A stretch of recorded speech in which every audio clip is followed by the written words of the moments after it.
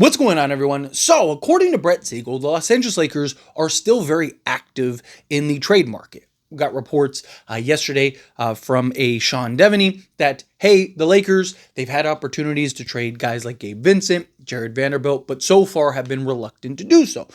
That he believes that the Lakers could even kind of go into the season as is. There is this expectation that the Lakers will make some type of move, some type of trade at some point this season, likely at the trade deadline. We've seen Rob Pelinka really likes to kind of make some plays, make some moves around the trade deadline. You kind of look at the Lakers' assets, particularly all the expiring contracts. Talked about how they're essentially this appreciating asset, right? The longer and the closer you get to trade deadline, the Los Angeles Lakers' value in those guys will be much higher because you're going to have a lot of teams that are going to want to get off of contracts, or going to have teams that thought they were going to be good and ended up not being very good, so they kind of want to reset and retool next season. You get teams that don't want to be good, that are actually kind of good, that end up wanting to kind of retool or reset next season. So Lakers should be players at least around the trade deadline. But in the process, in the meantime, the Lakers are still being very active. I mean, Rob Pelinka himself said that he's active in trying to find trades, that he's looking for now moves, is out, as he put it, right? The expectation every season is to win an NBA championship, right? Luka Doncic has said that he expects to win a championship and contend every season. LeBron James obviously wants to contend and try to win a championship, right? His time is very limited. He only has so many years left in this league. So, you look at kind of from the three kind of head guys in LeBron, Luka, and Rob Pelinka, all three have reiterated that, hey, we want to win now. We want to win sooner rather than later. And look, I've talked about it a million times. Like Rob Pelinka, he's somebody that if there's a trade to be made, he will make the trade. He's made a trade every year but 1 year. If that move is there, then he'll make it. The 1 year he didn't make a trade was when he said there was nothing to be made. And if you look at that trade deadline, there wasn't anything. Like none of the trades ended up happening. All the things that were rumored, nobody ended up doing anything. A lot of those guys ended up being traded in the offseason, right? Which turned out to be beneficial to the Lakers because they would have given up and sold the farm for guys like DeJounte Murray or whatever, they might have not have landed Luka Doncic. So Lakers ended up putting themselves in a good position to land Luka. Their patience kind of paid off, right? Rob Pelinka, however, you've seen the patience from Rob over the last few years. And so far, these last few years, it's really kind of started to pay off, right? And that's the key. I am one of those people that believes no trade is better than a bad trade, right? And I don't want the Lakers to just do something just for the sake of doing something. I've also talked about how, you look at the moves that the Lakers have made. And I really do believe that because they were free agent signings and off of buyouts, I think people are now underestimating those guys. Like if DeAndre Ayton would have been, traded for, if the Lakers traded for DeAndre Ayton, I think people would have been acting like the Lakers just landed, prime Kareem Abdul-Jabbar, right? Or, Marcus Smart, same thing. I think people would be talking about how Lakers they just got the defensive, but because they were buyout options, I think people are underselling the value because there is this kind of desire, this sense of like getting a trade done, right? Myself, many others, we want to see a trade get done because we want to feel like the Lakers are making those moves and making those progress to now go contend and win a championship.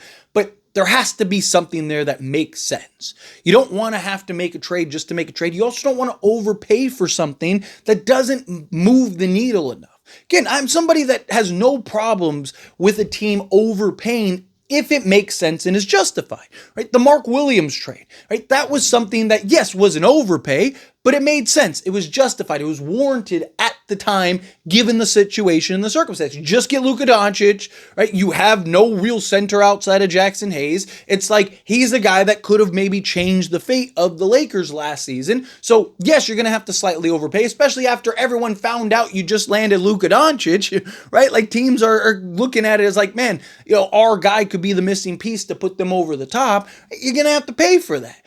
Right? Same thing as at the beginning of this offseason. You saw a lot of teams trying to fleece the Lakers for centers and various wings and stuff. Well, what do Lakers do? They go and get DeAndre Ayton, who is probably the best center option the Lakers could have gotten.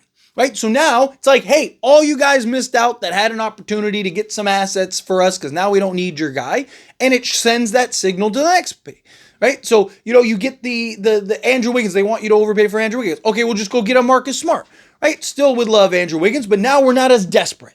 Now we're not in the position of like, hey, we don't really have that defensive versatile guy outside of like a Jared Vanderbilt, but his offensive liabilities. Not that Marcus Smart is like this, savant offensively, but he is a guy that, again, can give you some production on the offensive side, give you some defense, give you some versatility, right? It allows you to remain patient. It allows you now to come and enter these conversations, enter these negotiations from a place of not desperate, but a want rather than a need.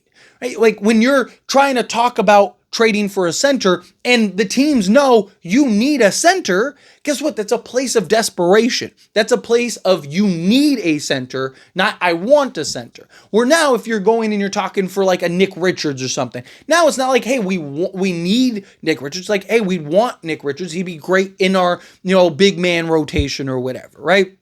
So again, Lakers, they need to continue to stay the course. I love hearing the reports that Rob Pelinka is continuing to be active, continuing to do his due diligence. We're still, like I mentioned, 2 months away from training camp. Still have a lot of time between now and then, right? Or a month and a half. We're inching closer. But point is like, Rob Pelinka has time. These prices, these asking prices, the cost of some of these guys right now, teams are looking at, hey, if you want it now, this is the price. Right? But, today's price isn't tomorrow's price. And that goes both ways, right? Like, when you're in a position of need, guess what? That price goes up. But when you're no longer in a position of need, that price goes down.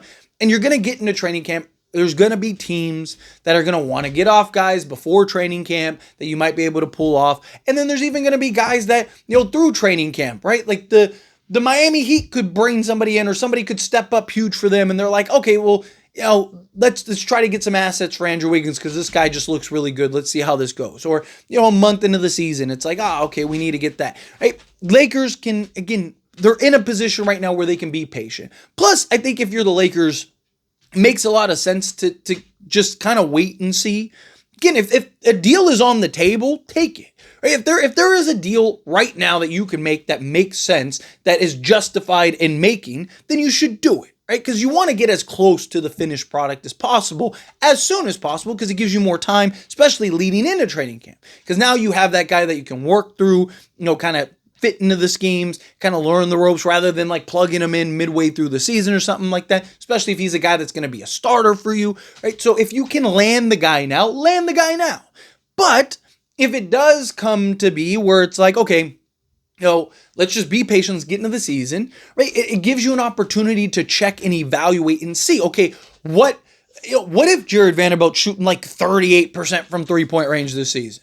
I'm not saying he will, but what if he does? He's been working on it all offseason, right? And all of a sudden he's like, a solid 3-and-D guy. We've talked about it year after year, right? He's like a serviceable three-point shot from being like everything this Lakers team needs and being one of like the premier 3-and-D wings in all of basketball. What if Jake LaRavia ends up being that legit two-way guy that can defend multiple positions and knock down shots comfortably, right? Like there's a lot that could still happen, a lot that could still develop. Right? What if we end up, there is a need and it's just like, oh man, we're like a Malik Monk away from winning a championship because our bench offense is still struggling, but like everything else is fine. Like Vando and Rui and Gabe and all, they're all covering everything, right? Or you get that guy that's just like we think Rui's gonna be a good player and he's likely to be traded, but he should still be good for the Lakers. But like, what if he isn't, right? Like, what if he, because the Lakers haven't given him an extension, he's kind of checked out. Like, who knows? You don't know what tomorrow's going to bring. I'm not saying that he will, right? Again, these are just, you don't know until you start getting into the season. What if this team is just that good and they're a contender? Right? Like, I'm not saying that, again, that they will be, but we won't know until the ball starts to roll, right? Once the ball starts to roll, we can actually evaluate this team properly and see, hey, what if Ayton's just that great and just a real difference maker? What does this team look like last year if we have DeAndre Ayton? Now you add in DeAndre Ayton, you add in a Jake LaRavia, you add in a Dude Theroux, you add in a Marcus Smart, you add in guys that could really have an impact this year. Plus you're going to have a full year of chemistry, a full year of, a healthy, motivated, hungry Luka Doncic. Right? You're going to have a full year with training camp and all that stuff to kind of work on, Austin Reeves, LeBron James, and Luka Doncic and that three-man group and what they can do for this team. Right? Like, so again, I'm glad that we're getting reports that Rob Pelinka is still active, and I hope that that maintains, right? Like, that's his job. Keep being aggressive, keep being active, keep trying to find those trades. Don't leave any stone unturned. If you can find that right move, if you can find that trade, then take it.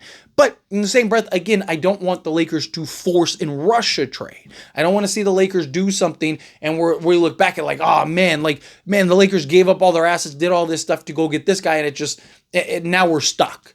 Right? Lakers have a plan. Stick to the script. Right? So far, they've had a very good offseason. The offseason has been very good for the Lakers. Right? Whether you want to admit it or believe it or not, right? The Lakers have solved most of their needs. Right? Could they still use the starting level 3 in Dwayne? Sure, of course. Right? But every team has those holes. Every team has those question marks. Every team has things that the what ifs going into the season.